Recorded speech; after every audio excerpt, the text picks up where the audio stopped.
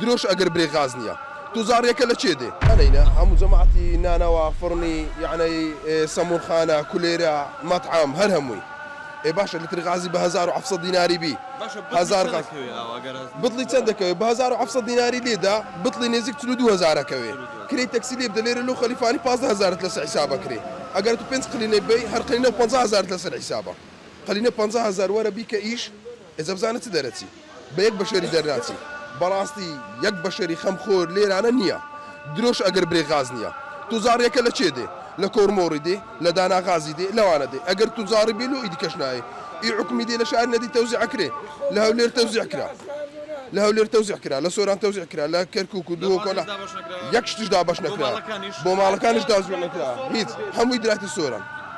ئەوانەی ئەو گوندانەی لەسەر بەڕوان شوەنە هەمویان خواردێ لەو سۆران هیچ دیکە تەوزیع نەکرا بەڕاستی ئێستاشەوە هەر هەمووی قەپاتە ناشکرێن و هەتا تەواو وەزعەکە کۆنتڕۆل نەکرێ جایان چاکە بیان با میلەتەکەش و چیمە هەڕژێتە شەر خەلاص